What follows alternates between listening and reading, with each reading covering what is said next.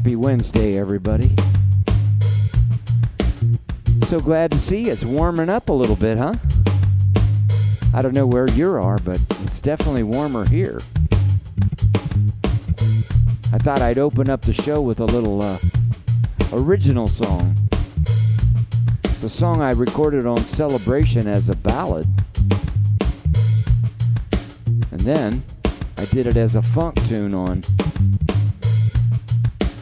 Furry Slippers with Fareed Hawk. We were just talking the other day. Looks like we got a few gigs coming up as soon as we get these shots, huh? So welcome to the show. It's good to see y'all. Here we go.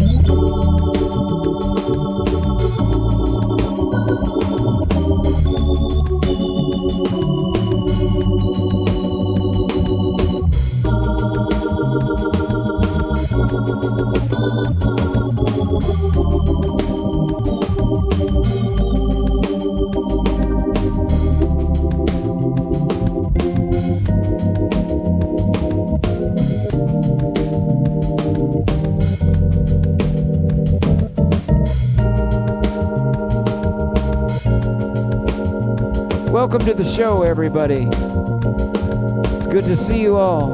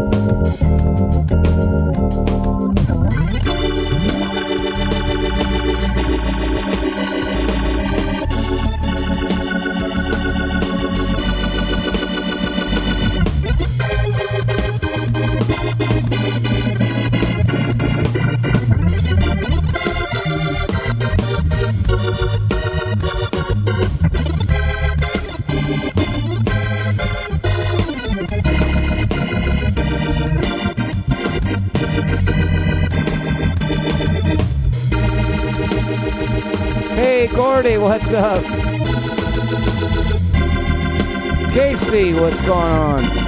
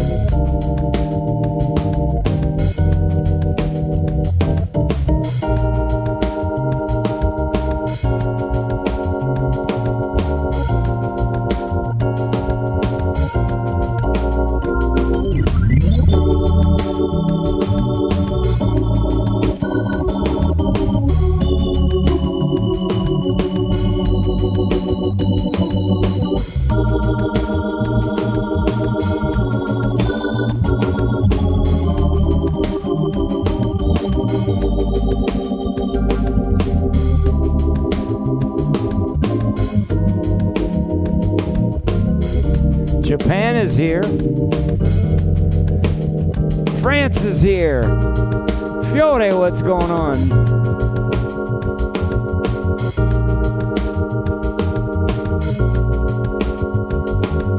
Kevin, Michigan. Wisconsin's here. Where are you from, Scott? I know California's here.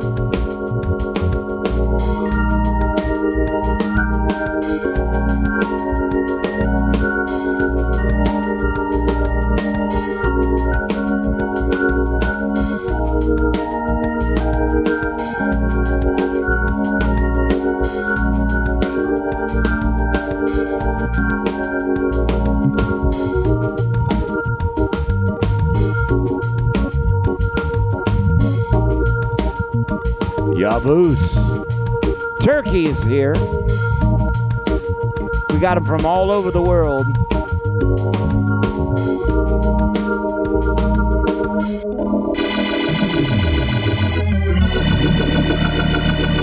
And Magic's here. Of course Magic's here. Welcome to the show, everybody.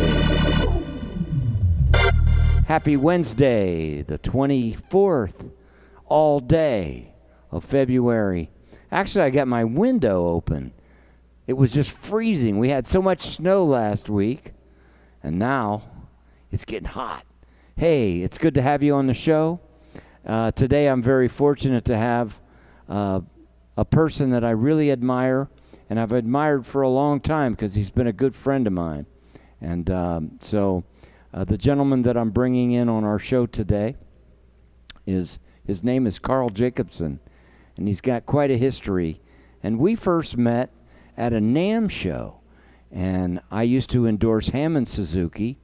And I was very interested because when I was first getting into electronic music, when I mean electronic music, it meant having keyboards hooked up with a MIDI cable via some sort of little MIDI interface, and actually doing all the work with the keyboards and using the computer to record the MIDI data. This was even before they started to get into being able to have mass data of audio data.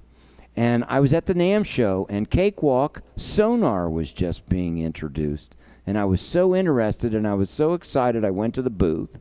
And that's how I met the gentleman you're about to meet. The rest is history, and I can't wait to catch up. It's been a few years, you know. Been a lot of things going on. So without further ado for me, I'm going to change a couple things here and bring in the audio. And let's see, Carl, are you there? I'm here, Tony. Oh, my God. Good to see you, my friend. Oh, look at you, man. How are you? I'm good. I know a thing or two about audio, so I'm already dialed in. You got it all dialed in. Oh, that's great. Okay, and I got the video so we could see each other. I'll be watching you here, but the people will be watching us over there. That sounds good. Hello, people in the studio audience. You know a little bit about audio. Yeah, a little bit. Wow, man, you look good, Carl. Yeah, you look good too, Tony, man. It's great. It was awesome to tune in here and just to hear you jamming out for a bit. Oh, It's that's been, great, man. I always love what you do. Oh, thank you. Well, that's how we met. I remember the year that I was very blessed that you invited me to work the booth at the Yeah, Cakewalk at NAMM. And because of that, I met Vinnie Valentino. I know. And you guys put out an album with Steve Smith recently. That I felt like I had a little hand in that by bringing you two together, and it was awesome to see it culminate like that because it was a wonderful record.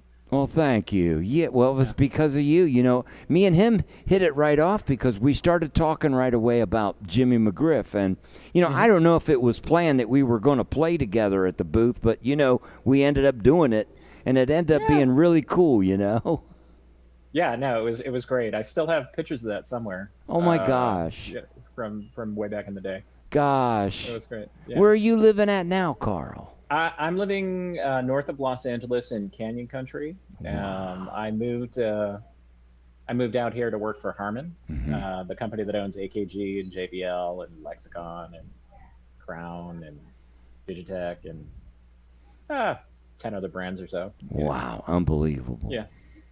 That's amazing. So, And I know that, when I was just reading about you, I didn't realize that we both had record business stuff in common too, yeah. I started my career in the music industry, working for major labels. It was kind of an interesting path how I got there. If you'd like me to indulge in that. I would love to hear your Okay, story. Yeah, okay. So I was 16 years old, and I was working at a liquor store in Hudson, Massachusetts, collecting cans. So I would take cans in and give people a nickel for each can. And one day I was at work, and I looked out across the parking lot, and I saw a bunch of long-haired guys in a camera crew. And I thought, okay, well, this is way more interesting than work. So I ditched work, and I went and hid behind a trash dumpster to see what was going on. My ninja skills were not very well developed at that point. So the band saw me and they called me over. They're like, kid, come here. And so it was a band called Extreme. And some of your viewers probably know Nuno Betancourt. Well, it turned out Nuno Betancourt was from my hometown, and he was the local guitar hero, and they'd gotten signed to A&M Records. And it was such a cool experience. They talked to me like I was an adult. They asked me about my music, and then they put me on camera with them and said, we're Extreme, and this is our friend Carl, and you're going to see our video next on MTV Japan. Now, I don't think it actually ever aired, but it was such a great fan experience. I went to school, and my status went up because I had met this rock and roll band, and they were filming for MTV. And when their album came out, I was reading the liner notes because I was so fascinated by audio and music, and I was reading the liner notes, and I recognized somebody's name in the thank yous that I had seen thanked on a record before. And I went, wow, this guy must be getting thanked because he helps bands like Extreme. That's what I want to do with my life. I want to help musicians because I was a good guitar player, but I wasn't a great guitar player. And I thought, well, if I dedicate my life to helping musicians, then I can make so much more music happen in the world. And so I figured out, I went to school at UMass Lowell. They had a music business program. I moved to New York. I slept on my uncle Gary was this amazing chef in New York. I slept on his couch until I got an interview at A&M. And I sat in front of the person, thanked on the record, and I told them my story, and they hired me. So I started out doing video and radio promotion for A&M, which was Huge. such an amazing thing. But not too long after being in that space, I realized that they were not in the business of helping musicians the way I thought they were. They were in the business of business, and sometimes musicians benefited, and sometimes they didn't. And I'm not going to disparage the people at A&M because everybody I worked with loved music, but it was still a business. And my friend Jay Piccirillo, who you might also know. Okay, Jay was at Yamaha for a long time, and then he went to, now he's at Sweetwater. But Jay called me up and said, hey, man, I work at this company called Cakewalk. Do you remember that music software we used in college? And I'm like, of course. He goes, Yeah, right. well, I'm leaving to go to Yamaha. Do you want to come up here and work for me? So I moved up to New York. I moved up from New York back to Boston, and I sat down with the people at Cakewalk, and I realized, wow, this is like really in alignment with what I want to do. These are all people that are musicians, they're passionate about musicians, and they want to create tools to help people make music. Yeah. And that's how I got started in this side of the industry. And it's been an amazing ride since. Wow, I didn't know how long were you with Cakewalk? It was quite a while there. I was at Cakewalk for a long time. I was there for probably 14 years, but I took a break. Like in the dot-com era, the then CEO of Cakewalk left to start an internet broadcasting network. So he was asking me all these questions about the music industry that he shouldn't have been asking based on what we did at Cakewalk. And I said, I don't know what you're doing, but bring me in. Yeah. And so we launched in 1999, we launched an internet radio network that streamed 100 channels of music, and it had chat in the player so you could talk to other people that were listening to the same station. And if you liked the record, you could buy it at Amazon because MP3s weren't really a thing yet. It was awesome. I thought we were going to change the music industry, but what I didn't realize was we were ahead of our time, and people were listening, trying to tune in over dial-up. This was before broadband was everywhere in America. So we raised money and we spent all the money, and then I ended up back at Cakewalk for another 10 years after that. That's when I met you after Yeah, that. yeah, you met me. Yeah, that was right around the time that you met me. I think we met in 2001, maybe. It might have been NAMM 2001 or 2002. Yeah, so I've not there. been back for very long. So, wow. And boy, was that ahead of its time. I didn't even know about that. Being able to chat and listen to music live. I mean, today we take that for granted, Yeah. Wow, okay. And then after you, when we were working at Cakewalk, I remember you were working also with Microsoft on developing some stuff. I remember I did a concert out in, was it Oregon? Was it in Oregon? Oh, yeah, you came to the thing that we did at the Experience Music Project, or that museum, that awesome Frank Gehry building up there. Yeah, wasn't that you were introducing some state-of-the-art stuff at that time, if I remember right? Yeah, we were the first 64-bit music software. 64-bit. So we had 64-bit processing and 64-bit 64-bit mix engine. Yeah. And what was cool, one of the cool things about it was, like we got to work with companies like Microsoft and Intel, because a processor or an operating system isn't very interesting by itself. It's what they enable you to do. So we were able to come to them and go, look, you can produce records, you can score movies, you can make music for video games with the software, and your latest technology makes that even better. And so we were able to tell those stories and work alongside them. And that 64-bit project ended up on their homepage for a little bit. When we launched the 64-bit sonar at that time, and we did interesting things with Intel too. That's amazing. Well, I'll tell you what the reason why I asked you to be my guest today is because I've always looked up to you, Carl.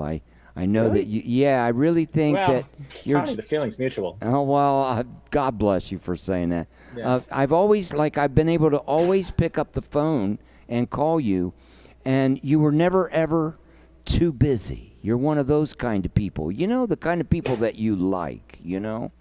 And so I just wanted to thank you in person, in front of the world right now, for the fact that you've always made me feel important. And that, man, that's why you're successful, and that's why you've done so many great things. I want to talk more now about those things, but I just wanted to mention that while I was thinking that before we go ahead, because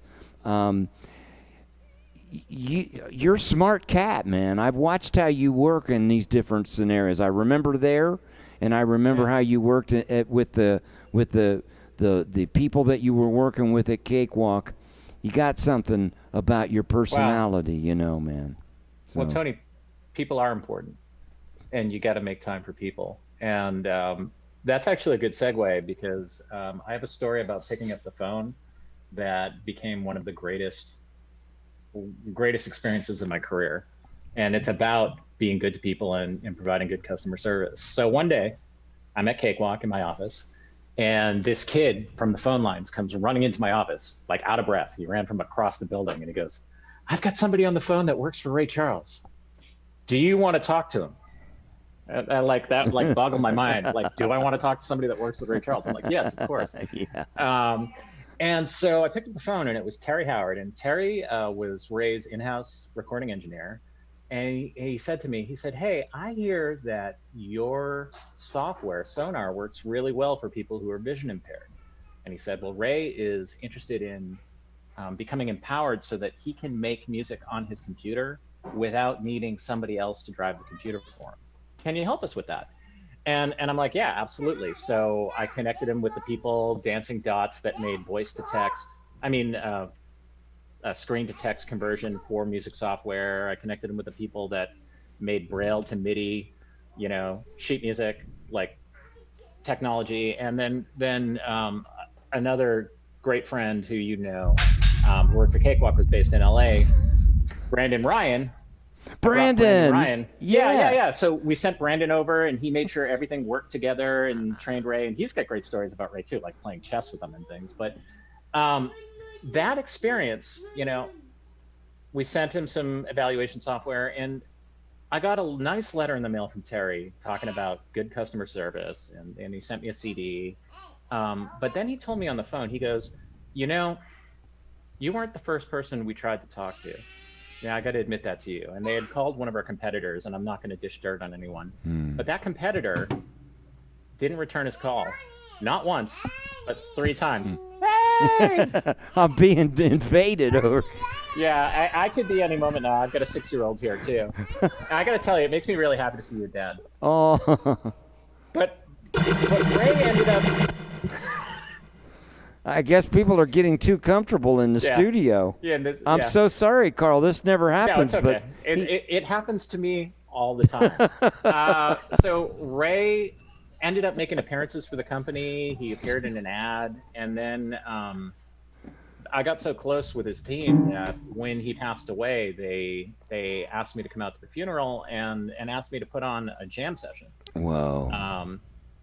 After the funeral, like a private jam session, and Stevie Wonder came and talked about what Ray meant to him, and that was such an amazing experience. I was like, here I am, a kid who grew up listening to Ray Charles records with my parents, watching the Blues Brothers, and I ended up at his funeral and putting this thing together that was special for his family. And I thought, Tony, I might leave the music industry after that. I'm like, how do you top that? Yeah.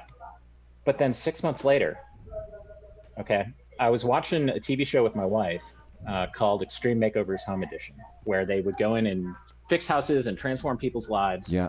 And I would cry every week when I would watch it. It'd be so moving. And I turned to my wife and I said, "Wouldn't it be great if I could help them out someday?" And then 2 weeks later, I got a phone call from a producer on the show that said, "Hey, have you heard of our show?" I'm like, "Yeah, of course. I watch it every week." And they said, "Ty has got a special project he wants to do for this really, really talented vision impaired kid in Kentucky. And we talked to Ray Charles's people, and they said that you're the guy to talk to help make that happen." Wow. So I got to go and work on an episode of Extreme Makeovers Home Edition, and chant, "Move that bus, move that bus, move that bus." Yeah. And it was so moving. And I mean, the kid's name is Patrick Henry Hughes, and he's got such a beautiful voice, and he's a great keyboard player. And I highly recommend you check him out if you can. But that just goes to show you, what you were talking about, the benefits of picking up the phone, the benefits of giving people your time. You never know where that goodwill is going to take you. That goodwill that you engender, the relationships that you build. It's really, that was just a lesson to me that I'm going to carry with me the rest of my life. Isn't that amazing? And out of the blue, here's Ray Charles. Now all of a sudden, you're in this show. Yeah. This was before Personas, right? This was before you. Yeah, that was before Personas. What a career! I mean, listen to this. I mean, people can only imagine all of this news. This is incredible. How was it to work with Ray? Anyone. I'm a poor kid that grew up in Massachusetts, and I'm gonna do it. I'm gonna make something happen. Unbelievable. Now you're in California. Yeah. But you have more together than just. We're going to talk a little bit. I want you to continue because this is incredible. But you also are into art. Yes. So I'd like to hear about that. I put the link to your Facebook page. Is there any other links that I should be aware of? Yeah. My Facebook page is kind of out of date. I don't really update it, but my Instagram Okay. So And how are they going to find it's your real easy. Instagram? At Carl, Carl Jacobson, Jacobson, art, ART, at Carl Jacobson art. Okay, I'm going to check that out after the show because Okay.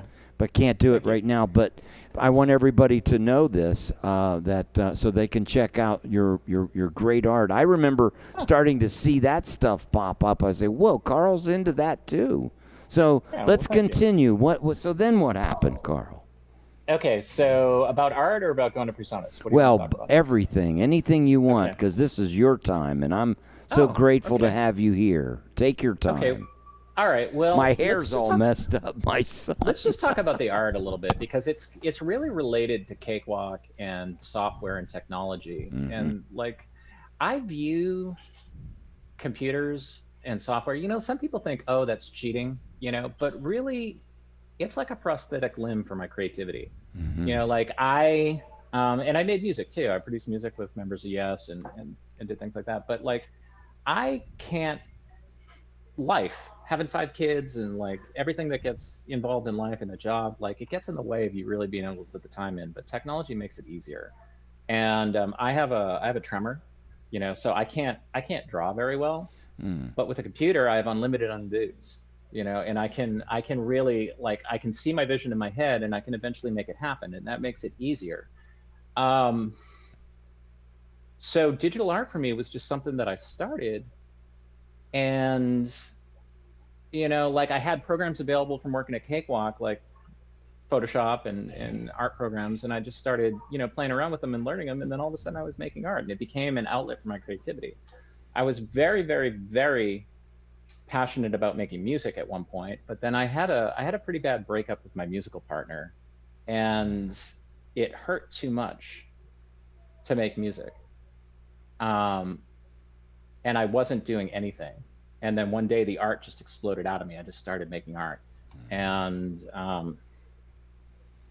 it's done pretty well for myself. Like I really credit my wife for that, because when I moved to Louisiana and I met her, she started seeing all the stuff that I had been doing and storing on a hard drive, and she's like, I'm like, oh, I don't think anybody would like it, insecure artist. And she's like, I think maybe they would. And she really kind of pushed me out of the nest and like encouraged me to go out and show my art. And, within a year I was showing in New Orleans and winning contests, and my art appeared on PBS. In fact, actually I can show you, Yes. see if I can do it. Maybe you can see it. See that Okay. painting of, that painting of Louis Armstrong ended up being shown on the local PBS channel. Oh, amazing. Yeah.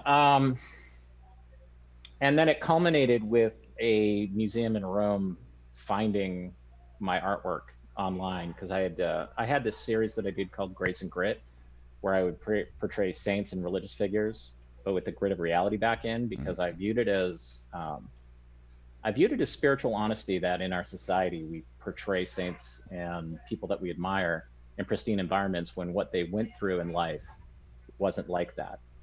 And they said, hey, would you like to, donate a piece of art? And they put me up, and I spent a week in the Vatican with them and got to see all this amazing stuff. But I'm not really actively pursuing the art anymore. When I left Louisiana, moving out to California, the Harmon gig was a really big gig, and did I want to be chasing galleries and things like that? So I ended up, there was a flood in Louisiana that preceded my moving out here, and I started just giving away all my paintings, like all my artwork. Like if somebody came to an art show, and I'd say, hey, would you like something? And they'd be like, I just lost everything, I can't afford it. And I'd say, well, here, just take it, because I knew, like, creativity is something that you can always have more of. So I'm just like, I'm just going to give it away, because I'm not going to carry all this out here. So I gave away all my art, and what that led to was somebody from Habitat for Humanity heard about that, and they started a program where every house in Baton Rouge that got rebuilt by Habitat for Humanity would have a donated piece of artwork by a local artist to warm the house up and welcome people to their new home. Wow. And it was pretty amazing. Like one guy I gave a painting to, like he was telling me the story. He said I was in my attic and I didn't. It was just me and my dog and my Les Paul, and I didn't think I was going to get out. And then I heard knocking on the roof, and somebody cut through my roof with a chainsaw and pulled me out, and that's all I had left. And he was one of the people. I said, "Would you like something?" He's like, "I don't have anywhere to live." I'm like, "Here, just take it. You're sleeping on your friend's house. You can have this painting." And about a year ago, I got a message from him with a photo. The painting was up in his new studio, and he had started his life again. Oh my God. And he, just that kindness and just, it was a painting of a bird taking off and flying towards the light, and that really meant something to him because he was in the darkness in his attic, couldn't see anything because the power was out, and then they cut through the roof and the light came in. And wow, I'm getting all. No, sorry. this is great because I'm getting there. I'm there with you because I didn't realize that you, until I read this morning more about what happened after our relationship, Yeah. that the real reason why, I didn't know this at the time, but the real reason why I asked you is for this right Yeah. now. Okay. Because, for me, in my life, that recently there has been a gigantic spiritual transformation as well. Yeah. So I'm hearing this right here. So let's stay with that. Is that related to your heart or related to being a dad or both? Well, Or if you don't want to share, that's well, no, okay too, I but- will share because my audience does know. It has to do with my long time struggle with staying sober. Oh. Staying sober. Wow. I've always had problems with alcohol, and then I'd get clean, and then I'd have trouble with drugs, and then I'd get clean. And finally, a couple of years ago, I was able to let it all go, and like the floodgates have opened into the one part of the prayer of Saint Francis, which is very important to me. And it's in. Are we getting close or something here? Yeah, go on. It's in the giving that we receive. Yeah. It's in the loving that we are loved. It's in forgiving that we are forgiven. And, it sounds like you've gone through the same transformation, that you've discovered yourself by giving. Yeah. And so I want to continue. I love when I'm emotional now, Carl. Yeah. This is a great interview. Go ahead. That museum that I mentioned that I'm in Rome is in it's Museo Francescano, which is a museum dedicated to the life of St. Francis and his order and the people that followed him. And it's all artwork around St. Francis. And the inspiration for the Grace and Grit series happened one day when I was going through a particularly dark time, and I was sitting waiting for a martial arts lesson, but I was sitting at Trinity Church in Boston outside, and it was a fall day and the leaves were falling and it was dark and gloomy, and it like really fit my mood. And this shaft of light came down on the statue of St. Francis. And I was like, it was like one of those timeless moments. And I went, I have to take a picture of this. And like, I took a picture, and then I started painting over the picture on my phone. And then I had this piece of art, and that was like the realization for me. And that was where I had this realization that like St. Francis suffered, and these heroes suffer, but we put them on pedestals, we put them in churches, we put them in museums and temples, and it doesn't really portray things. And it makes people feel like their life has to be perfect and ordered in order to be enlightened or in order to have peace. And it doesn't. You just have to be comfortable with the uncertainty. You have to be comfortable with what's arising. And so it's really, I didn't realize that you struggled with addiction, but that's part of my past. My father was a really he the worst kind of alcoholic, like if you can imagine. And I don't want to get into it, but he almost lost us. It finally made him change. And I'm damaged from what happened, but I was able to make peace with him older in life. But what's beautiful about it, Tony, is it provided this evidence to me in life that people can change. Like, some people think people can't change, but he could, because he was so far gone. And then I would meet people that know my dad. He got active in AA,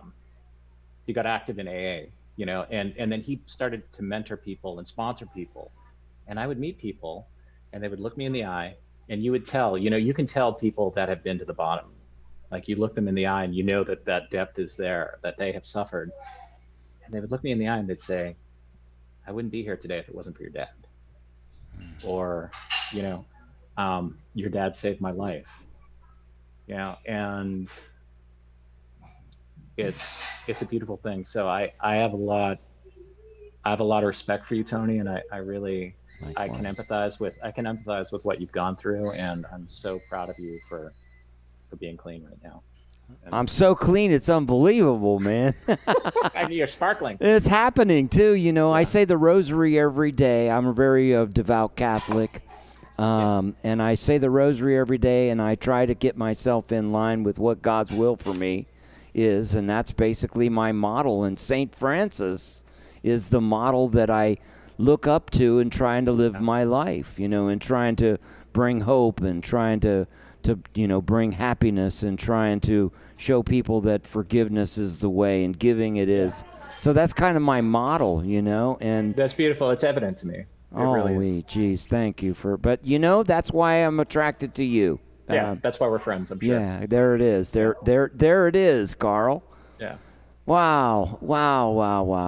I didn't know I was going to get emotional today either. See, God works in funny ways, doesn't he? Yeah, he does. Wow.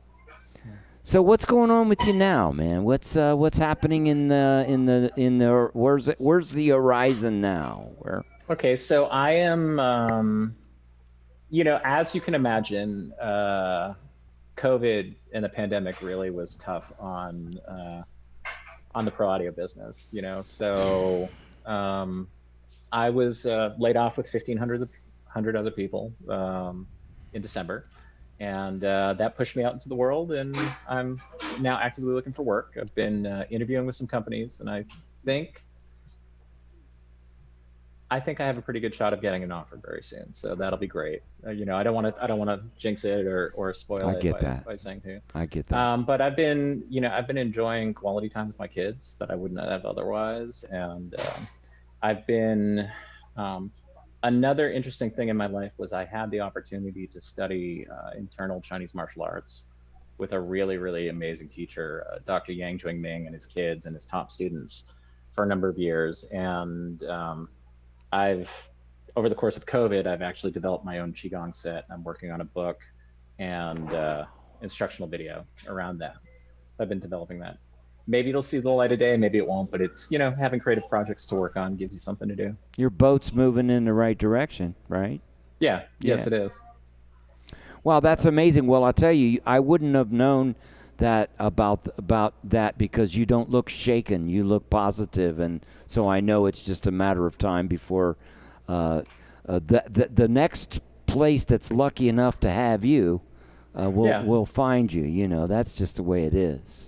Yeah, I think life has a way of working out. I've been through enough in my life, Tony, that I know that it may struggle and things may get tough, but you just got to keep working at it and something will work out. Yeah.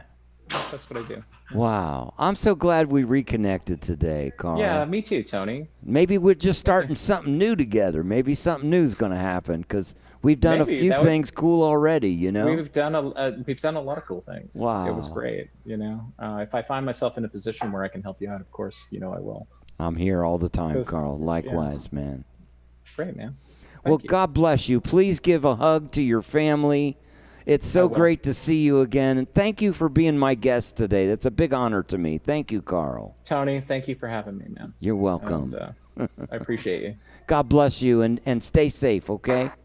I will. And now, how's this format work? Are you going to go back to playing? Because I'll just kind of listen. Yeah, I'm just going to go back to playing. You can hang out. You get the special side view, Yeah, I've got a good 15 minutes or so I'll just hang out and watch you do your magic. Oh, great. God bless you, Carl. Thank you very much. You. I'll be in Take touch care. again soon, okay? Okay. Thank Bye. you. Wow. Thank you, everybody. That was a very emotional interview for me. Let me switch over to this camera here, the front camera. Whoop. Takes that. See? Wow. I didn't know that I was going to get so emotional today. I had no clue.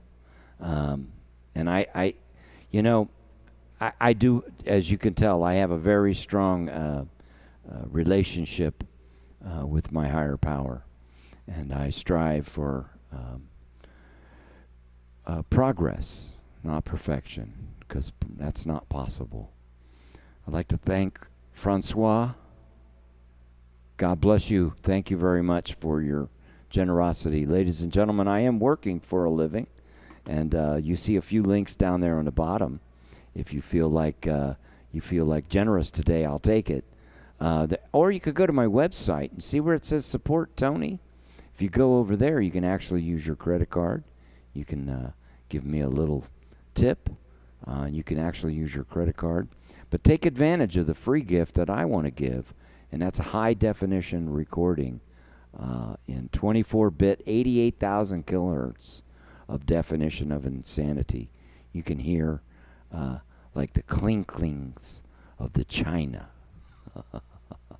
Was that even a word? Hey, by the way, you know, I teach lessons, and if you're into it, man, I got a $30 offer. You can take a whole hour. I'll record it for you. And if you want to stay with me during COVID, I've lowered my prices to just $40 an hour, and you could join one of the many students that I love to teach. If you're into in-personal learning, then I have a school. You go right there and just click that button. It'll take you to it. And you can take a 3-day free trial. And there's over 250 hours now of instructional classes of my classic catalog and also of my personal catalog. So take a visit. All right. Well, thanks, Carl Jacobson. What a guy, man. He, like I said in the interview, and it's all true, we became friends instantly. There's something about his personality you could see already why I asked him to be on the show. It's because he's a cool cat, you know. So, hey, now it's time to play a little music. That's exciting. I like to play music. Don't forget, on Friday, we have a band. And the band this week is going to be a band that last time we played together really got spiritual. That's with Tony McClung and Eddie Bayard. So you're going to come and check that out on Friday. Remember, it's free. But as you can see on my website, I changed it a little bit. I need to say this. Thank you for bearing with me, because these things are important. You'll notice that when you go to my website now, you can actually see the Tip the Band emblem. And when you take that, it's already got the details for this Friday. So if you'd like to try to help us out and be a sponsor, you could start giving us gifts now. And these ones actually let me know that it's for the band, and I give it to the band. So some of the people that are sponsoring us these days don't want their names mentioned. They just want me to tell you that they're doing it, and they ask you to do it. So there you go. That's my service message for the day. Okay? Great. So I love my new board, and what I'm going to do is I can use, what do you call this thing? Wi-Fi, Bluetooth. I can walk around with my phone and use Bluetooth. Isn't that great? So I'm going to bring it up a little bit.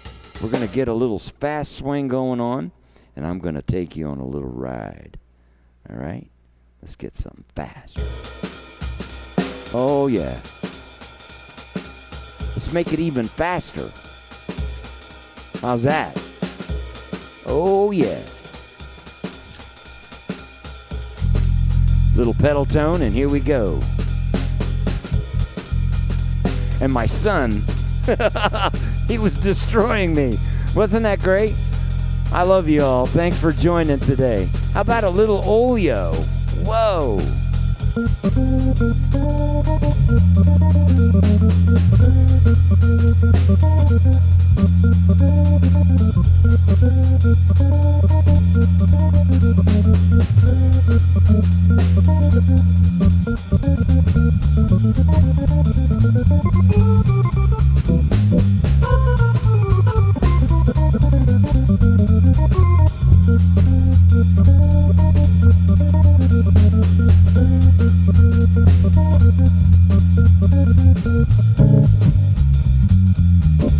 Why don't you play along?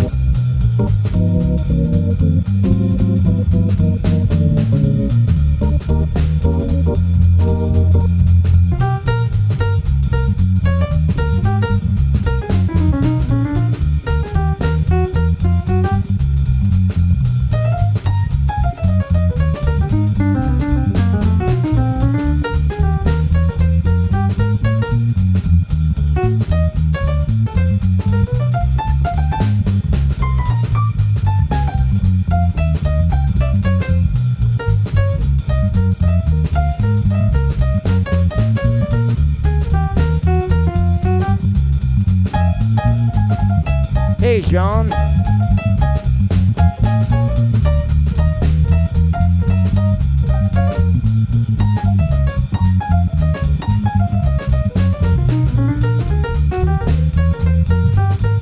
Yeah.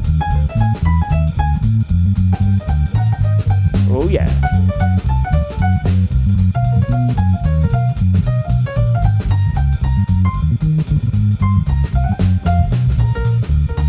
My Instagram is gone. He took my phone.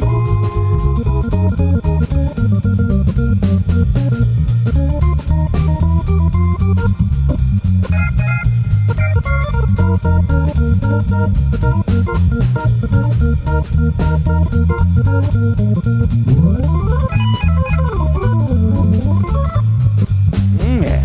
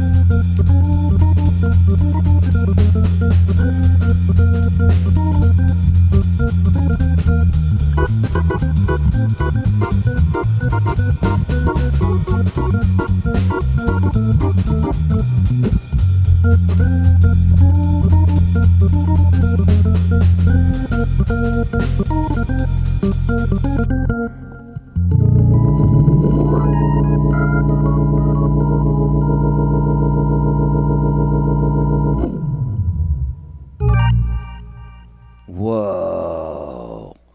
I got a little echoplex. Remember the echoplex? I like that sometimes. It's pretty trippy, right? I like to add a little bit of effect sometimes to the organ. And let's see, I think I see comments from my sister's here. Hey, what's going on, Teresa? Paul Vineyard's here. Aaron Knight, how's it going?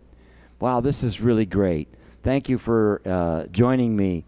It's wonderful to be able to be alive and play music today.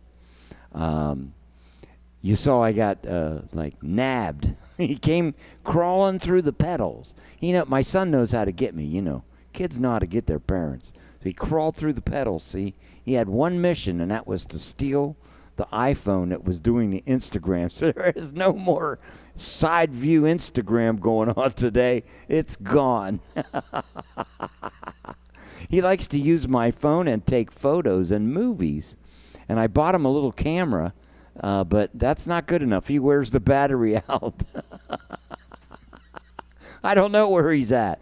We got to get him. Hey, Haruki, you got to come back over here and say hi to everybody. Meantime, I want to thank some of you. Fred, wow, Fred Ardillo. How are you, man? God bless you. Thank you so much. It's so great to see you. Matthew, oh, geez. Thank you very much, Matthew. You're great, man. We're going to have a nice, cool lesson later on. And Debbie Hill and Gordy from Canada, God bless you guys. You're like my rock. Unbelievable. Must be my most loyal that I must thank you for. Thank you for joining my show. Ava's here. How are you, Ava Zantana? Good to see you. Wow.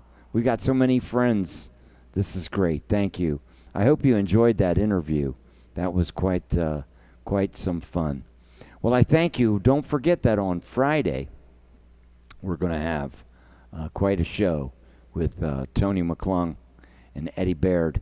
But in the meantime, you know, on my Wednesdays, normally I have a special segment known as Creating Health with Dr. Davis. So I'm going to have him in just a minute. But I feel like playing one more song before I do that. So I'm going to play one more song. That's important. Let's see. Should I do? All we have here is the remnants of, you know, like no more turkey hash, no more turkey sandwiches, that kind of feeling. The cable's there. Everything's ready to go, but Instagram is gone. That's great. Fiore, how's everything in France? Good to see you, my friend. Wow. God bless you, Francois. You guys are great people. Thank you. Let me see. What am I doing here? I'm going to play another song. I think I want to keep it on the funky side today. I'm feeling that. So let me play something on this groove. Yeah. I haven't played this song in a while. Whoa, that was scary. Thanks to good old Bluetooth, you know.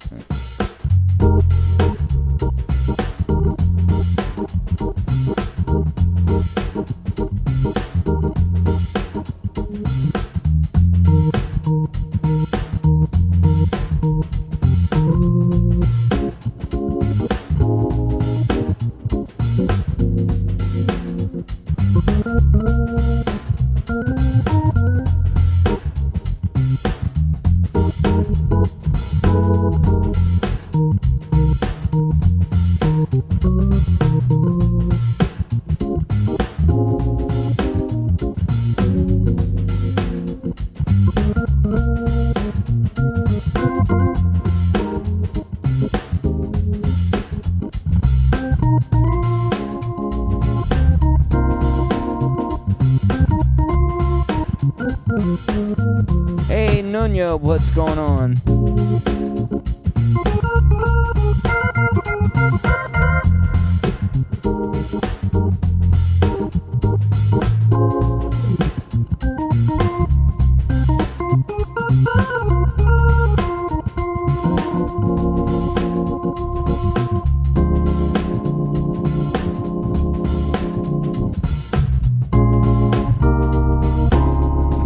You want me to do Rhinestone Cowboy?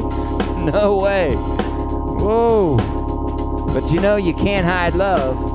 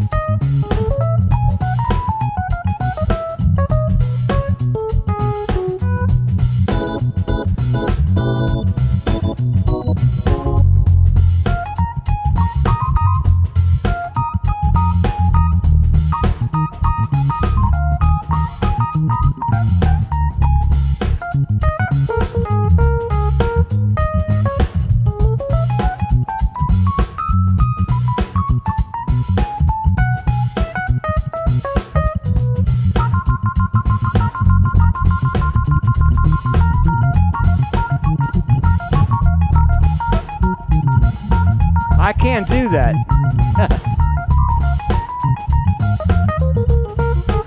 Oh.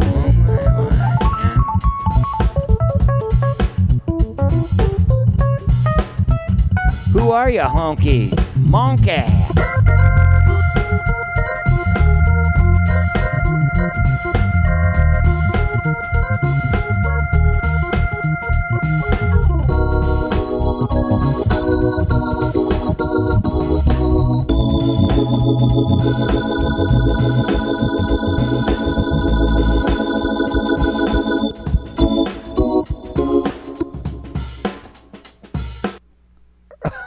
Save.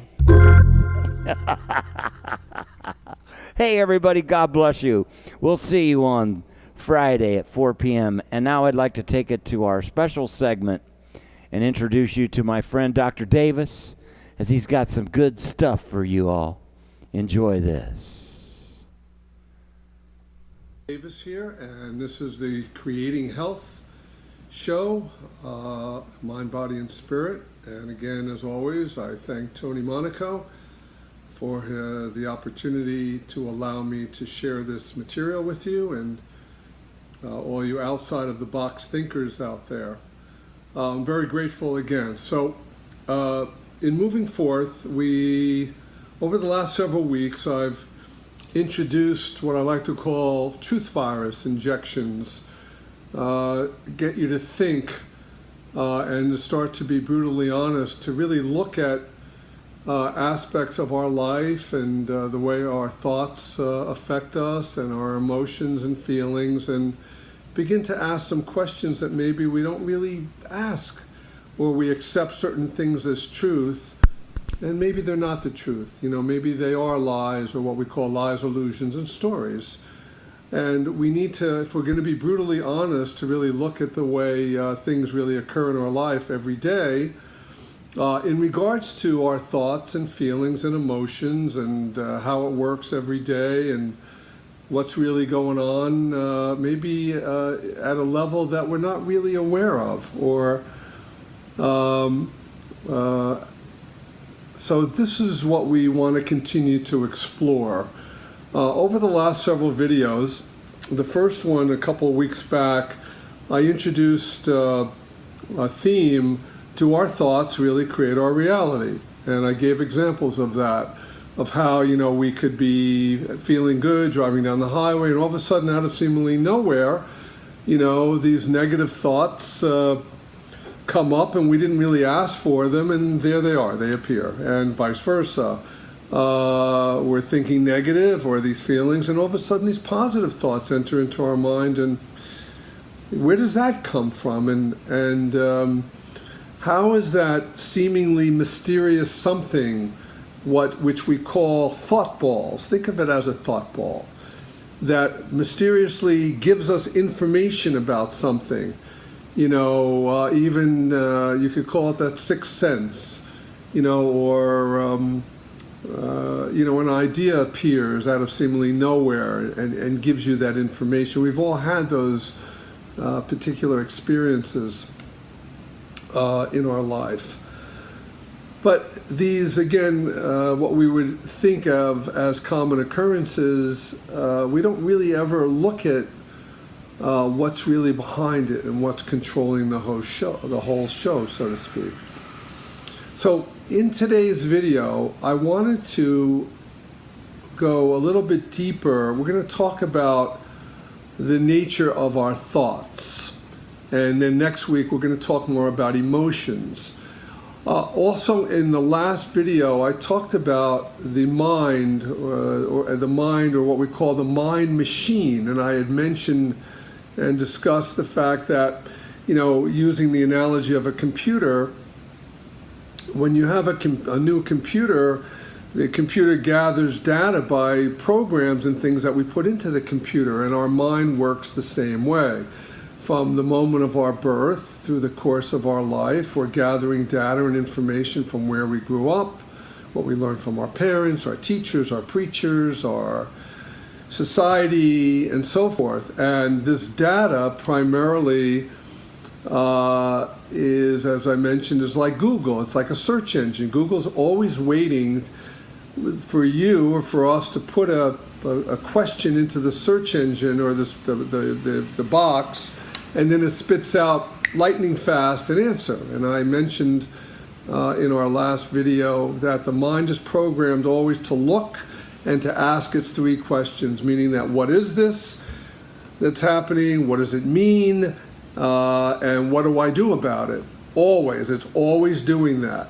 And we may not be aware that it's doing that. So I gave an analogy of, a friend who lived in Alaska, moved away, you thought you'd never see him again, and all of a sudden you go into your local delicatessen, and there he is, sitting at a table when you thought he was 5,000 miles. What is this? What does it mean that he's here, and what should I do about it? So the mind is always that way. Also, in summary, real quick, I mentioned that the element of these three questions, the mind always is going to form based upon its internal programming. It's going to form a judgment, usually positive or negative, light and dark, up and down, about the pure, raw experience of what's just happening. This is all in the last video. If you haven't listened to it, I would recommend that you check it out. Once it formulates a positive, negative, then it's usually going to do the next thing, which is attach a story to it. And it's going to make a story up about it. Oh my God, I don't have any money in my banking, my checking account, and what am I going to do? I'm not going to be able, and this story begins to unfold. And we believe the story is true. And it isn't necessarily. It is not the truth, and we don't ever really look at it or explore it. So just a little bit in summary. So in understanding thoughts which seemingly appear out of nowhere, and thinking that we really control them, we're going to talk a little bit more about the mind, and let's use another terminology. Let's call the mind inner space. Inner space. And we can look at inner space or the mind as like a movie screen. So everything relating to the mind as it relates to our thoughts and even emotions, which we'll talk about next week, will appear in inner space. Now, there's also what we call story space or the world. And we'll get into that also next week. But story space is where things happen. And our body lives in story space, meaning that out there in the world, people, places, things, events, and so forth. So there's inner space and there's story space. It's really only one space, but for teaching purposes, we can talk about it this way. So the mind or inner space, this movie screen, are where our thoughts appear. Now, in understanding thoughts, there's only so many ways a thought can appear in your mind that you, so to speak, become aware of. One, if you really look at it, when you're up at 1 o'clock in the morning, worrying about that bank balance that is maybe at zero, or maybe there's only so many ways that thought can appear. What am I going to do if I wake up in the morning and I'm minus? That thought will appear either, one, as a voice that you hear in your inside, a voice that's talking to you, like a disembodied voice, or a character appears and starts talking. Or you see a video playing, a video. 3, like a photograph, a still photo, appears in the mind. And 4, what I mentioned a few minutes ago, this mysterious something, we call it a thought ball, that delivers something to you, mysteriously, that appears in your mind. That's it. That's the only way a thought can appear. So let's repeat. A thought can appear inside in inner space. Also, with inner space of the mind, this movie screen of where things appear, invariably, if you really close your eyes, there's really no beginning and no end. Now, over the receptors of the brain, yes, we begin to have awareness of up, down, right, and left, but if we really look at it when we close our eyes, there's really no beginning and no end. So again, thoughts, when they appear in the mind or in inner space, can only appear several ways. You either hear a voice that says, what am I going to do about my bank balance?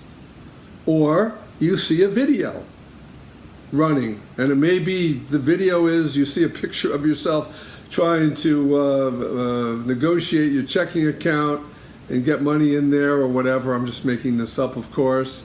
And you see a video playing. Or 3, you see a still photograph, and that photograph, using a bank balance, sees your bank account. And 4, again, that mysterious something called the thought ball that delivers material to you, this sixth sense, this knowing about something. Good analogy would be that, the knowing when all of a sudden you have a sense that someone's going to call you, a friend or someone you haven't talked to in a long time, and boom, there they are. That's it. So one of the things that I want you to do this week relating to thoughts is I want you to notice when these thoughts appear in you, whether you're sleeping at night, can't get to sleep, or you're driving down the highway or to work or wherever, and this thought appears out of seemingly all of a sudden, I want you to notice how it's appearing. Is it a voice that you hear? Is it a video that plays? Is it a thought ball, that mysterious something that's giving information like a sixth sense? Is it a still photograph? The thing is, as this appears in your mind, I want you to try not to judge it. I want you just to observe it.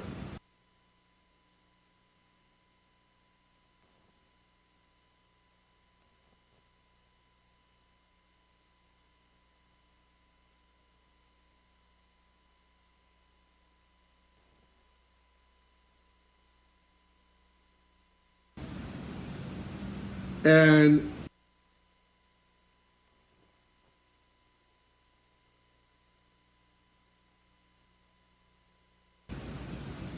be aware of it. So almost like not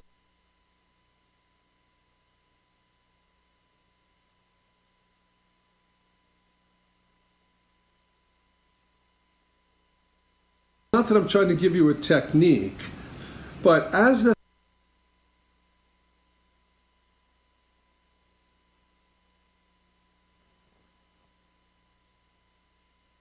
thought appears as a video, still photo, thought ball, or this voice or this character appearing, like another aspect of your personality that starts talking, or kind of arguing with another character in your mind.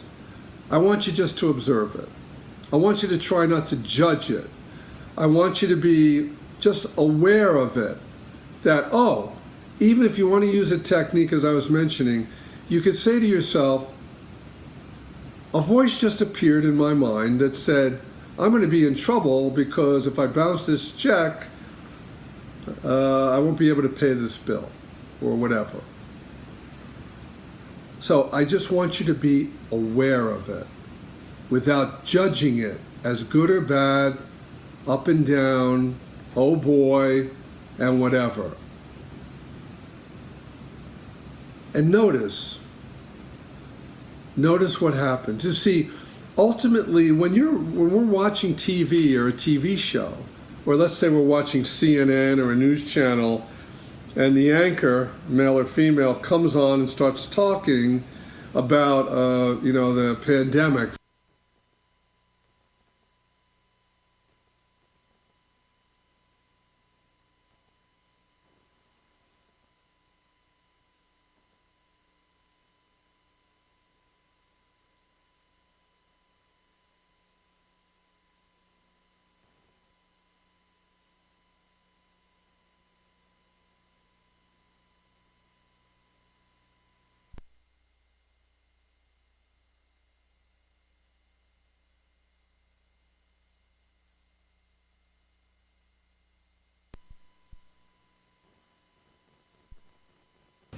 That, oh, even if you want to use a technique, as I was mentioning, you could say to yourself, a voice just appeared in my mind that said, I'm going to be in trouble because if I bounce this check, I won't be able to pay this bill or whatever. So I just want you to be aware of it without judging it as good or bad, up and down, oh boy, and whatever. And notice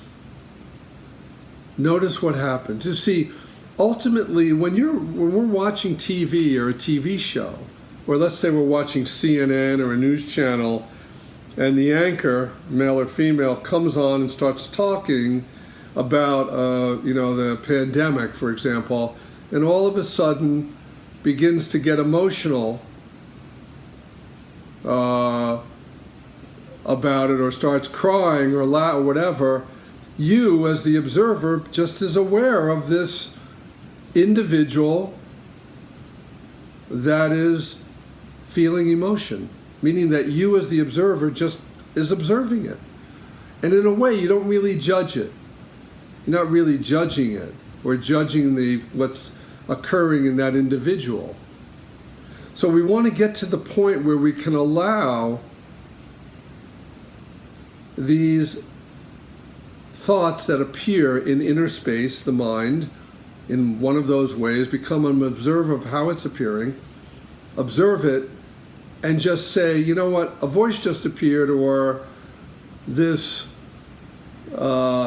video just appeared in my mind, and I became aware of it. That's it. Say next, without going into a story or a judgment about it. If we can do that this week, that will begin an incredible, incredible process of change and shift in your being, in your life. Also, too, I just want to also leave you with, when I do seminars and I talk to individuals and I ask them to fill in the blank about, if I just had this blank in my life, then I would be blank. And most people say, well, if I had more money or I had a better relationship or a better job, then I would be this. And then ultimately I asked them, I said, okay, if you had that, what would that do? And ultimately most people would say, I want to be happy. It comes down to that.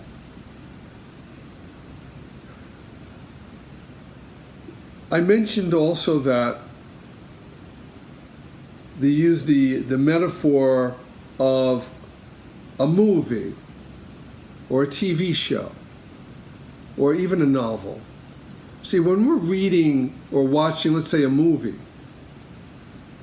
sitting in the audience or sitting at home, and we're watching what's happening with all the characters on that screen, in general, when all kinds of things are happening to the character, if you notice that our mind doesn't really engage in judging what's taking place. We're waiting, oh wow, look at that. And we're feeling all of the emotion that it provides for us. Feelings, unique thoughts that appear, sensations we feel in our body. But we're not judging it. We don't engage the same way. We just see, oh, can't wait to see what's going to happen next. And then after that happens, I can't wait to see what's going to happen next. And see if the guy's going to get the girl girl's going to get the guy, or he's going to get the buried treasure, or he's going to find the lost temple of doom, or whatever that may be. What if you could live your life that way? That no matter what was happening, no matter what, or what was occurring in your life, that you could enjoy every aspect of it and experience it to its fullest without judging it, naming it, making a story up about it. You may say, well, that would be unbelievable. I think that's impossible. It is not impossible. And this is what we're going to explore as we continue on the journey together. So I want you this week to become aware of how your thoughts appear in inner space. Is it a voice? Is it a thought ball, that mysterious something like a sixth sense that's delivering information? Is it a video? Is it a still photo? And just say, you know what, I just heard this or saw this in my mind, or a character appeared or a voice appeared and I became aware of it. And that's it. So, long-winded, I know, but food for thought. And my job here is to try and shine the light of truth on what's really going on and how you can possibly live your life. Thanks again, Dr. KD, Ken Davis. Also, I thank Tony again. Enjoy his incredible music. Tune into his shows, which I know you people do, and support great music that Tony makes.